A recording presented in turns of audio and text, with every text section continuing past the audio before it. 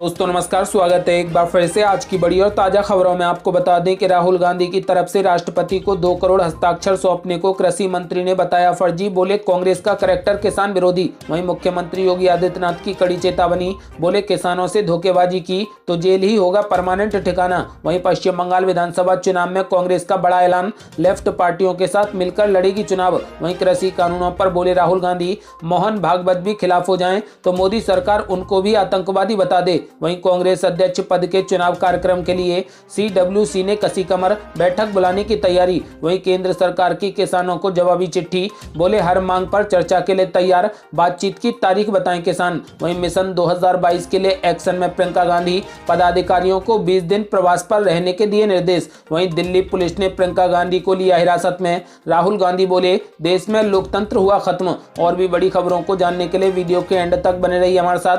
बस आपसे निवेदन है, कृपया वीडियो को लाइक कर दें, चैनल को सब्सक्राइब कर लें और घंटी बटन जरूर दबा दें। वहीं पहली बड़ी खबर, आज भारत में पिछले 24 घंटे में कोरोना वायरस के 24,712 नए मामले सामने आए, जिससे अब कुल मरीजों की संख्या बढ़कर 1,01,23,778 हो गई और पिछले 24 घंटे में ही 312 लोगों की मौत हो गई। वो अगली बड़ी खबर, राहुल गांधी की तरफ से राष्ट्रपति रामनाथ कोविंद को 2 करोड़ हस्ताक्षर सौंपने को कृषि मंत्री नरेंद्र सिंह तोमर ने बताया फर्जी। बोले कांग्रेस का करैक्टर किसान विरोधी। जी आपको बता दें कि केंद्रीय कृषि मंत्री नरेंद्र सिंह तोमर ने कांग्रेस नेता राहुल गांधी की अगुवाई वाले कांग्रेस प्रतिनिधि मंडल की तरफ से नए कृषि सुधार संबंधी कानूनों के खिलाफ राष्ट्रपति रामनाथ कोविंद को सौंपे गए हस्ताक्षर को फर्जी करार दिया। कृषि मंत्री नरेंद्र सिंह तोमर ने गुरुवार को कहा कि जो कुछ भी राहुल गांधी बोलते हैं उसे कांग्रेस पार्टी भी गंभीरता से नहीं लेती है। नरेंद्र सिंह तोमर ने कहा कि जब राहुल गांधी राष्ट्रपति के पास हस्ताक्षर को लेकर अपना विरोध दर्ज कराने गए थे तो इन किसानों ने मुझे कहा कि कांग्रेस की तरफ से कोई भी हमारा हस्ताक्षर लेने के लिए नहीं आया, बल्कि ये सभी हस्ताक्षर फर्जी हैं। केंद्रीय कृषि मंत्री नरेंद्र सिंह तोमर ने कहा कि अगर राहुल गांधी इतने चिंतित थे तो उन्हें उस वक्त किसानों के लिए कुछ करना चाहिए था जब वो सत्ता में थे। कांग्रेस का चरित्र हमेशा ही किसान विरोधी है। आपको बता दें कि राहुल गांधी ने कहा कि हम 3 लोग राष्ट्रपति के पास करोड़ों हस्ताक्षर लेकर गए। इस देश की आवाज है, सर्दी का समय है, किसान आंदोलन कर रहे हैं और मर भी रहे हैं। आज मैं एडवांस में बोल रहा हूं कि किसान और मजदूर के सामने कोई भी शक्ति खड़ी नहीं हो सकती। अगर कानून वापस नहीं हुए तो सिर्फ RSS और BJP को ही नहीं बल्कि देश को भी नुकसान होने वाला है। वो अगली बड़ी खबर, मुख्यमंत्री योगी आदित्यनाथ की कड़ी चेतावनी। बोले किसानों से यदि धोखेबाजी की तो जेल होगा परमानेंट ठिकाना। जी आपको बता दें कि मुख्यमंत्री योगी आदित्यनाथ ने कहा कि यूपी में किसानों के साथ धोखेबाजी करने वालों के लिए जेल ही परमानेंट ठिकाना होगा। उन्होंने कहा कि किसानों का हित संरक्षण राज्य सरकार की सर्वोच्च प्राथमिकता है। कोई अधिकारी हो, कर्मचारी हो अथवा निजी संस्था हो, किसी को भी किसानों के हक के साथ खिलवाड़ करने नहीं दिया जाएगा। गुरुवार को लोक भवन में आयोजित उच्च स्तरीय बैठक में मुख्यमंत्री योगी आदित्यनाथ ने कहा कि प्रदेश में धान खरीद की सुचारू कार्यवाही में कुछ लोग रोड़ा अटकाना चाहते हैं, इनसे सख्ती से निपटा जाए। मुख्यमंत्री योगी आदित्यनाथ ने धान क्रय केंद्रों पर दलालों की गतिविधियों पर नजर रखने की जरूरत बताते हुए पुलिस और प्रशासन को कड़े निर्देश दिए हैं कि किसानों को 72 घंटे में धान मूल्य उपलब्ध करा दिया जाए। मुख्यमंत्री योगी आदित्यनाथ ने कहा कि भ्रष्टाचार के संबंध में राज्य सरकार की जीरो टॉलरेंस की नीति है। सरकारी कर्मियों के भ्रष्टाचार के मामलों में कार्यवाही के संबंध में किसी भी स्तर पर शिथिलता बरती नहीं जाएगी।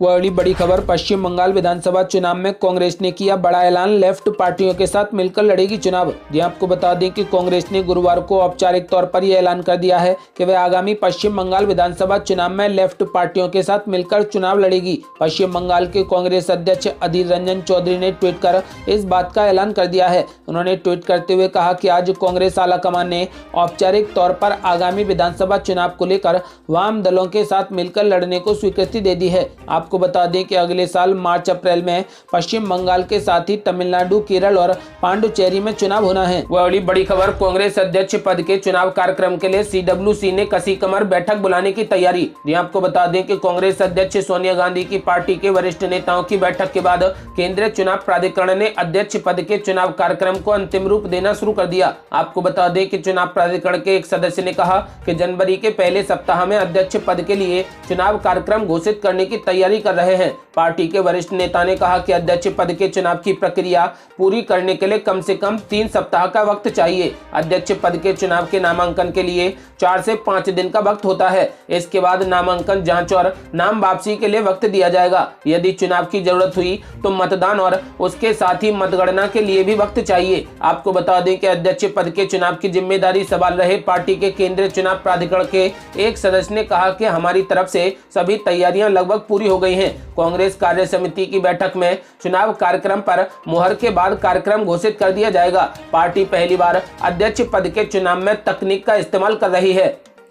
वह अगली बड़ी खबर, केंद्र सरकार की किसानों को जवाबी चिट्ठी, कहा हर मांग पर चर्चा करने के लिए तैयार है सरकार, बातचीत की तारीख बताएं किसान। जी आपको बता दें कि किसानों के आंदोलन के बीच सरकार की ओर से किसानों को एक और चिट्ठी लिखी गई है। कृषि मंत्रालय की लिखी गई चिट्ठी में कहा गया है कि सरकार किसानों की हर मांग पर चर्चा करने के लिए पूरे तरीके से तैयार है। सरकार ने साफ तौर पर कहा है कि अभी भी बातचीत के रास्ते खुले हुए हैं। सरकार के कृषि मंत्रालय के संयुक्त सचिव विवेक अग्रवाल ने ये चिट्ठी लिखी है। केंद्र सरकार ने कृषि कानूनों को लेकर किसानों के साथ बातचीत करने की प्रतिबद्धता दोहराते हुए किसानों को फिर से यह जवाबी चिट्ठी लिखी है। 23 तारीख को किसानों की तरफ से मिले पत्र के जवाब में ये पत्र दिया गया है। केंद्र सरकार ने एक बार फिर कहा कि किसानों से अपील की गई है कि वह बातचीत के लिए तारीख बताएं। केंद्र सरकार किसानों की तरफ से उठाए गए हर एक मुद्दे का समाधान करने के लिए पूरे तरीके से तैयार है। बता दें कि सरकार और किसानों के बीच हुई बातचीत किसी भी नतीजे पर नहीं पहुंची है। देश के कृषि मंत्री ने किसानों को भरोसा दिलाया है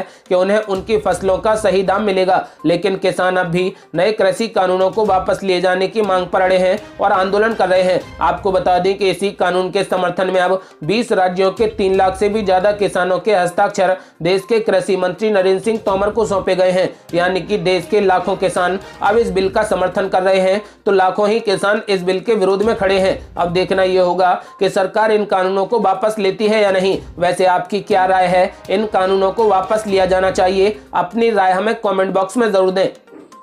बड़ी खबर, मिशन 2022 के लिए एक्शन में प्रियंका गांधी वाड्रा, पदाधिकारियों को 20 दिन प्रवास पर रहने के दिए निर्देश। जी आपको बता दें कि उत्तर प्रदेश में 2022 में होने वाले विधानसभा चुनाव से पहले कांग्रेस जमीनी स्तर पर मजबूती चाहती है। पार्टी की ओर से मिशन 2022 को लेकर संगठन की संरचना, मजबूती और अभियानों पर बल दिया जा रहा है। इसी सिलसिले में कांग्रेस महासचिव प्रियंका गांधी वाड्रा ने यूपी कांग्रेस की कार्यकारिणी की बैठक को संबोधित किया। इस दौरान प्रियंका गांधी ने कड़े निर्देश दिए हैं कि सभी पदाधिकारी 20 दिन प्रवास पर रहेंगे। मीटिंग में कांग्रेस नेता प्रियंका गांधी ने पदाधिकारियों को जिम्मेदारी भी सौंपी और संगठन को मजबूत करने का निर्देश दिया। संगठन निर्माण पदाधिकारियों की प्राथमिक जिम्मेदारी होगी। पदाधिकारियों का प्रवास 3 जनवरी से शुरू होगा और प्रभार क्षेत्र में रहकर वो संगठन निर्माण करेंगे। इसके अलावा संगठन सृजन अभियान को और तेज करने की कवायद शुरू हो गई है। बैठक में एक पदाधिकारी को एक जिले की जिम्मेदारी दी गई है। बता दें कि लोकसभा में मिली करारी शिकस्त के बाद प्रियंका गांधी ने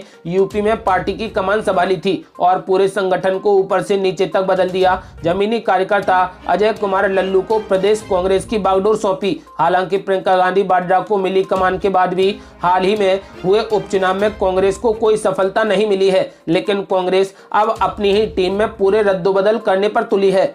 वाली बड़ी खबर, दिल्ली पुलिस ने प्रियंका गांधी वाड्रा को लिया हिरासत में। राहुल गांधी बोले, देश में लोकतंत्र की उड़ी धज्जियां। जी आपको बता दें कि कृषि कानूनों के विरोध में राष्ट्रपति रामनाथ कोविंद को 2 करोड़ लोगों का हस्ताक्षर सौंपने जा रहे राहुल गांधी और अन्य कांग्रेसी नेताओं के मार्च को दिल्ली पुलिस ने रोक दिया। इस दौरान दिल्ली पुलिस ने कांग्रेस महासचिव प्रियंका गांधी वाड्रा और अन्य कांग्रेसी नेताओं को हिरासत में ले लिया। उसके बाद पुलिस प्रियंका गांधी समेत अन्य नेताओं को एक बस में बिठा कर ले गई। हालांकि थोड़ी देर बाद ही उन्हें छोड़ दिया गया। आपको बता दें कि किसानों के समर्थन में कांग्रेस के सभी सांसद दिल्ली में विजय चौक से पैदल मार्च करते हुए राष्ट्रपति रामनाथ कोविंद से मिलने जा रहे थे। इस दौरान दिल्ली पुलिस ने कांग्रेस नेताओं को रोक दिया। वहीं राहुल गांधी और सिर्फ 2 नेताओं को राष्ट्रपति भवन जाने की अनुमति मिली। राहुल गांधी ने राष्ट्रपति से मुलाकात की और ज्ञापन सौंपा। इसके बाद राहुल गांधी ने कृषि कानूनों को लेकर केंद्र सरकार पर जमकर हमला बोला। आपको बता दें कि राहुल गांधी ने कहा कि राष्ट्रपति से हमने कहा है कि इन कानूनों से किसानों को नुकसान होने वाला है। है। देश को दिख रहा है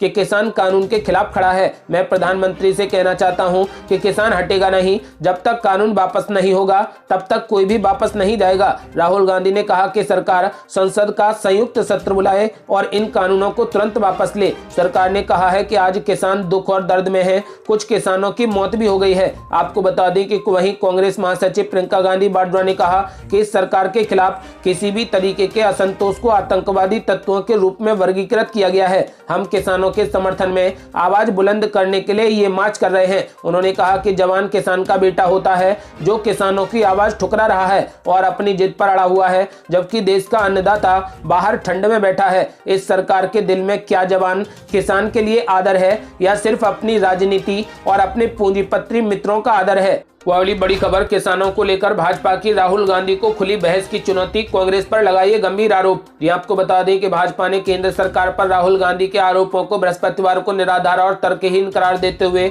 उन्हें खुली चुनौती दी है कि वह इस बारे में खुली बहस कर लें कि कांग्रेस ने सत्ता में रहने के दौरान किसानों के लिए क्या किया है और मोदी सरकार ने क्या किया है। केंद्रीय मंत्री प्रकाश जावड़ेकर ने कांग्रेस पर गंभीर आरोप लगाया कि उसने किसानों के हितों की अनदेखी की तथा अनाज के सस्ते दाम सुनिश्चित कर उन्हें गरीब बनाए रखा। आपको बता दें कि लेकिन मोदी सरकार ने न्यूनतम समर्थन मूल्य के माध्यम से किसानों को उचित दाम उपलब्ध कराने के लिए स्वामीनाथन आयोग की रिपोर्ट को लागू कर उन्हें सशक्त बनाया है। भाजपा नेता ने उल्लेख किया है कि प्रधानमंत्री नरेंद्र मोदी आज 9 करोड़ किसानों के खाते में 18,000 करोड़ रुपए ट्रांसफर करेंगे, जिसके साथ ही किसानों के खाते में अब तक सीधे जमा की गई राशि 1.20 लाख करोड़ रुपए हो जाएगी। उन्होंने कहा कि ये महज शुरुआत है, ये 10 साल तक जारी रहेगा और योजना 7 लाख करोड़ रुपए की है। प्रकाश जावड़ेकर ने कहा कि इसके विपरीत कांग्रेस जब सत्ता में थी तो उसने किसानों का केवल 53,000 करोड़ रुपए का कर्ज माफ किया और ये धन किसानों को नहीं दिया गया बल्कि उनके कर्ज के रूप में बैंकों को दिया गया। उन्होंने कहा कि मैं कांग्रेस और राहुल गांधी को